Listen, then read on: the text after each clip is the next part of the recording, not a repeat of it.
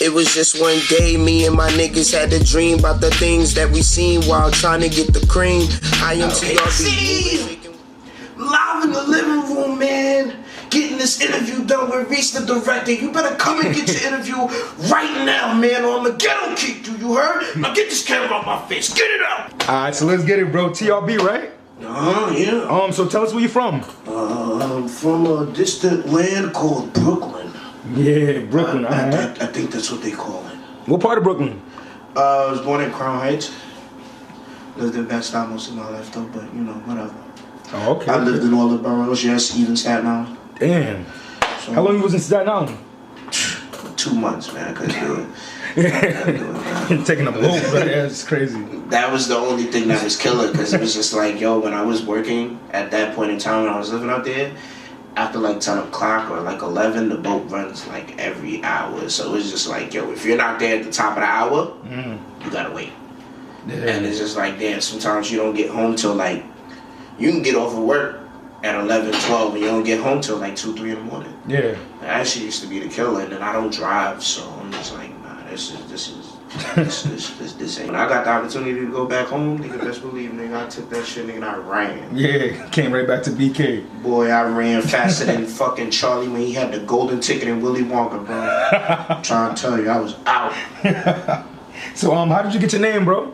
I didn't always have the name that I have now. I didn't even have a name when I started, so I was just doing stuff and singing. And I'd be like, oh, the rapping kid, oh, the singing kid. So I just went by that, and then I went by Brooklyn Kid, being the fact that I'm from Brooklyn. Yeah. And I started DJing, so then they just put the DJ in front of that. I was doing Khaled shit before Khaled shit. So how I got the TRB name was basically I used to go to the park or whatever, and everybody knew me for doing music and shit like that. So everybody knew I rap, but everybody knew that I sing, and everybody knew that I dance. So everybody was having a debate because they was like, oh, I should change my name. So they was like, yo, you sing like Trey songs, but he danced like Chris Brown. So this old lady in the park walks by and says, oh, you need to just put them together so y'all can just shut the hell up because y'all annoying me because y'all have this conversation all the time.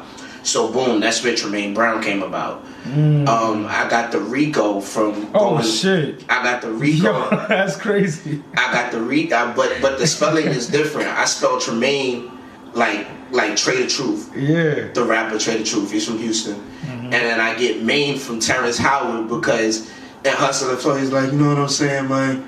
Look, man, this is how we gonna do it right here, man. So that's where I got the. Yeah. That's how I got the spelling for Tremaine. But everybody always says TraeMayne, and I'm like, oh my god, that shit is so When I hear TraeMayne, I think of Trey Songz. Like I never heard anyone with that name. But that's how I got the name. But I didn't want to have the spelling. I always wanted my spelling different. Right. So you know, everybody used to be like, oh, he sings like Trey but dances like Chris. So that's how I got that. With the Rico, I was playing basketball, and I kept making fun of this girl that would always make fun of me shooting free throws because I kept thinking that she was saying Rico, and I'm like, no, I'm she going for an accent or something. Yeah, I'm like, I'm going for a free throw, man, free throw, not Rico. Yeah. So all the girls would come and they would watch me play ball, and they'd be like, Rico, and everybody thought that was my name. Yo. So one of the guys I used to run and play ball with, he was like, yo, man, you need to run with that shit. So I added that shit in the name, and that's how I got it. No bullshit. T.R.B. Yeah, and then I only started using the letters because I got tired of people mispronouncing my name. That shit is fucking annoying. I hate that shit. Yeah. I've been getting that shit my whole goddamn life. So I'm like, I don't even want. You know what, man? Look, it's 3 letters. Keep it short, simple, and that's it. When people ask, I be like, look, they be like, oh, what TRB stand for? I be like, tribal retarded butt, and they be like, and I was just something me and my man Tracks came up with. Listening to like old African beats, and he's like, yo, we gonna call you tribal retarded, but and we just ran with that. Yo, how long you been an artist? August 9th will make it 15 years. Wow, it's a long time, I think. Yeah, I think I be losing track of time so much. So man, this. Me as an artist, like I've delved into so many other ventures. Like I learned how to manage, so I started doing managing. I rap, I sing, I produce, I write my own material. You host as well, right? I do that. I was hosting for a little bit. It's been a while since I've done a hosting gig, but I can do it. I would consider myself a comedian, even though I don't think I'm funny. People say that I'm funny, so I try to do it sometimes. And I've seen some of your beats too. Yeah. You wouldn't consider yourself a beat maker? I like making them, but I mean, man. Like I see you like to take like the old samples and, you know. Oh yeah, nah, I be having fun with that. I was doing that by myself for a while, but then I started collaborating with other producers and doing it, like my man Cliff, my man Johnny, my boy Dave out in Cali. There's a whole bunch of people. My man Paul, that's another one. It's just a couple joints, and it's just. But like, see them, they're getting like placements. Like my man Dave, my man Paul, like they're getting like, I mean, like high profile placements with like niggas like Trey Songz and 21 and freaking Migos and you name it. Like it's there, and I'm just like, nah, I really gotta start doing it now. Like, that's what made me pick it back up. Like once my man Paul had did the Boy Without You joint on 21 joint, but he started doing more joints. He did a joint for 2 Chainz and Ariana Grande on Rapper Go to the League. Yeah. And he's just someone that I've been following for like mad long. So it's just like once I seen somebody like him do it, like somebody on the come up like myself do it, like I could do it too. Yeah. So what inspired you? Oh man. Just like 2 Chainz had Rapper Go to the League, I had rap or freaking get arrested, and I'm too cute for jail. So you know, I am somewhat presentable under this face here. For real, I'll show you. Yeah, so, you know, I'm pretty presentable under this face. So you know, so you know, I mean, I'm not gonna say I was always a good kid, but I wasn't always a bad kid either. But I was wild, like doing a whole bunch of shit that, you know, they're just doing regular kid shit. But one time I did something and it really put me in a lot of heat. So he was just like, yo, my guidance counselor was like, oh, maybe you should turn this into something. And instead of, you know, getting angry and wanting to fight people. And that was when I took it seriously. Like, I've always been, like, singing. I didn't start rapping until I was, like, 13, 14. But I've always been singing and, like, writing stuff and, like, making my own beats. I've been doing that from, like, 6 or 7. Yeah. My principal tried to suspend me in public school for singing a thong song at graduation. real spit. There's a whole bunch of stuff. I didn't start rapping until, like, my dad got sick. So, you know, I had gotten into a situation at my school. Kid wouldn't press charges, yada, yada, yada. Kid didn't press charges. I started writing poetry. The poetry started turning into raps, and that's when I started looking for shows and stuff to start doing it and stuff like that. But like, I started taking it more seriously, and I started going harder with it after I lost my father. So after I lost my dad, that's when I started. I started running and gunning with it, and that's when I started taking it seriously. So from like 14 to like now, like it's been 14, 15 years just about. So what new projects are you working on? I just dropped my new single. My new single. It's called Fantasy. They got my boy Andy. You know, AE's stupid ass. Just fucking. I got AE coming through soon. Yeah. That's my boy though, man.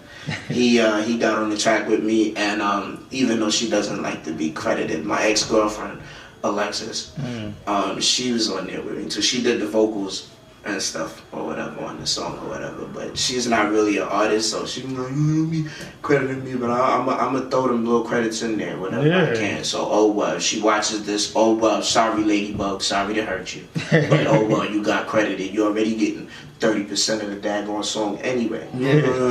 So you know, take your credit. Yeah, you know what I'm saying? Come on, you about to get royalties and you still getting credited. Come on, man. Yeah. And who don't want to make money off of what you said the name is the name of the project? The name of the song, the single, is called Fantasy. I'm working on, because I've decided to come back and do this now, because some very important people are watching. So I got this blueprint in my phone that I call the 1-4 Times project. So basically, I'm gonna do one mixtape, one album, one instrumental EP and one collab tape. And depending on how my first domino goes, if it creates a bigger buzz for the next 3, then I'll do it. But if it doesn't, then I'm just on some look, I'm gonna put this mic back away where it needs to be because I want to be a wrestling comedian porn star. Delivery boy, weed smoking asshole. So what's the goal? To be a delivery boy porn star, weed smoking asshole. Nah, I like right now the goal now is just to stay alive, man, because I mean, cause sometimes I notice like it's like you manage, then you host, then you like you do your beats, then you like I'm gonna make some music again. It's a lot. You know, so what's the goal? It's a lot. I'm just trying to make money doing what I love now. Right. I respect that. Shit, everybody else is doing this, so why can't I? I mean, I love my life, it's good, but it's just now being that I do so much and I've come so far with it, it's just now I'm just like, yo, I've been doing this for so long, I just feel like, yo, I know so much, I feel like now it has to pay now. Like now, and then especially like I got a family at home now, you know what I mean? So now it's just on some, yo, it gotta pay, because look, wipes and diapers are not cheap, ladies and gentlemen. It's not that, and of course I'm on a quest for world domination, and there's a lot of people I feel like they don't have a lot of motivation. So it's just like, yo, if a crazy motherfucking homeless kid from Brooklyn can do it, nigga, you should be able to want to get up and want to do it too. Don't let nobody tell you that you can't do nothing, because look, man, I didn't always have nobody supporting me when I was coming up. So it's just like, yo, I just feel like, yo, at that point in time and at that point in my life, no support was all the support I needed, because it got me where I needed to be now. And I've shown, you know, this thing to other artists, and when people ask about my story, and when people ask about things like this, and they see what I do with other artists, and they be like, yo, how did you do it? I was just like, yo, long story short, I didn't have the help that they had. I had to learn it on my own.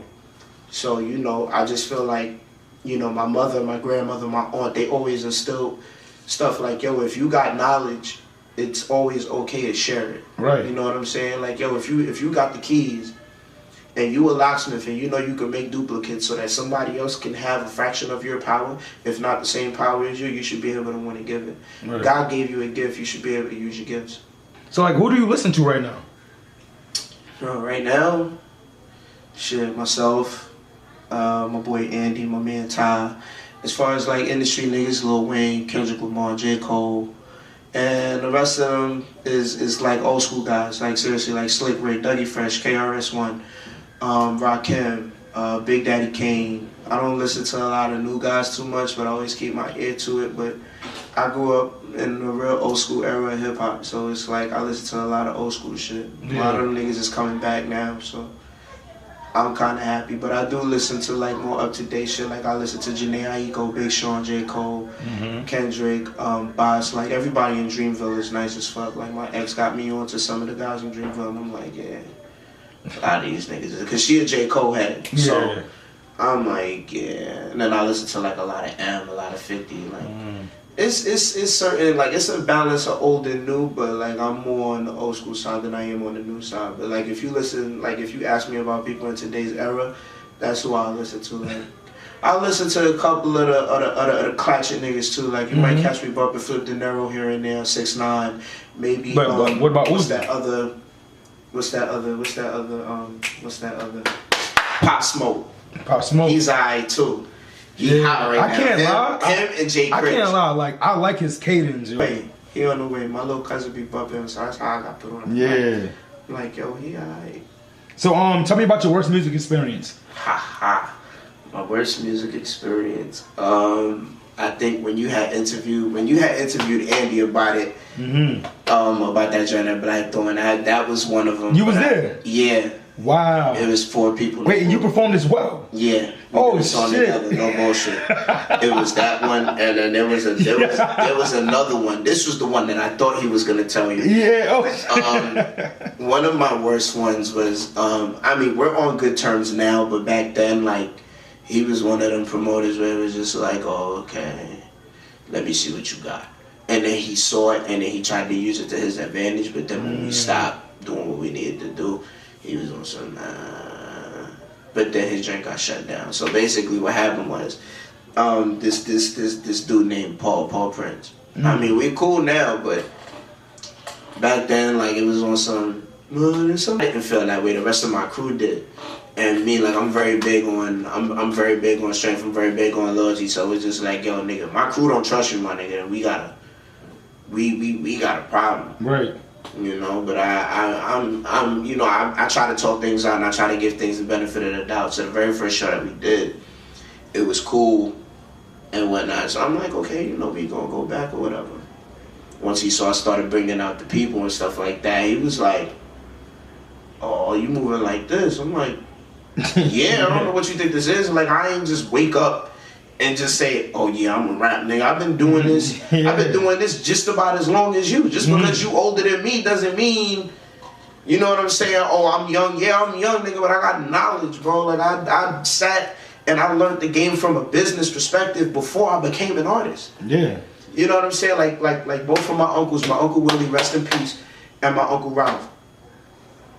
Two guys that, and like my Uncle Ralph, he could have been in the industry. Family shit came by and chose family. And I ain't mad at that because now we get to see him and we ain't got to look at him on TV. Now I get to bother him every day or whenever I go to the family compound. But that's a different story. But these are, you know what I'm saying, these are like two of my biggest inspirations that I had growing up that, you know, my uncle just showed me like my Uncle Willie, he showed me like the singing and the rapping and all that type of stuff, showed me how to write rhymes and stuff like that. My Uncle Ralph, he showed me that too. But he's the one that really got me into like making beats, and he showed me, like, he was like, yo, start reading books, start learning the business side. Once you learn the business side and you really gonna go into this for yourself, they can't touch you. Cause if you don't know the business, you gonna go in there, yeah, I want $1 million, yeah, I want this, yeah, I want that. Oh yeah, they gonna manipulate you, and then you'll wind up on Unsung singing your story about how you got fucked over. Basically, the more you know about the game, right, the less they can manipulate you. So my uncle was the one that really got me into that. My Uncle Ralph, he really got me into that. Yo, learn the business. Learn as much of the business as possible. I'll never forget it. One day he came up to me and he was like, yo, you really gonna take this seriously? And I'm like, yeah, Pop. Went in the room, had a big ass box. Bang! He was like, yo, I'm not using this no more. Gave me his keyboard, recording equipment, microphone, and a whole bunch of books about the biz, and was like, yo, I'm not using this, but I know you're gonna use it. Don't let it go to waste. Yeah. Use this to your advantage. Don't let it go to waste. Boom. And have you been using it? Or did you? I'm one of the smartest minds in this underground music scene, but they won't tell you that. That's all I'm gonna say. That's all I'm gonna say. It's a lot of guys that's doing this music shit out here. A lot of people that's doing this promoting shit. That you can say you put them in position. This curating, all that. I'm not even going to name drop because I mean there's some niggas that get out there and put the work in, and because I had to learn from somebody too. You know what I'm saying? And you know, shout outs to my guys Mel, David, S-Rock, like those are the three guys. Like when I wanted to learn the game after my uncle really put that in me and he showed me his side, I had to really get in the field. That was another thing that he told me too. He's just like, yo, you can't be a star forever. You gotta get in the field. Got in the field and met probably three guys that probably changed my life musically forever. So once I started learning shit from them, you know, I try to use it and try to apply it to myself. And this is what they would tell me when we would do meetings and stuff like that. So you know, it's just on some, once you learn it, like I said, it's all about, if you know you're going to make money, you can put somebody else in that position to make money. And look, that list is a very, very, very long list.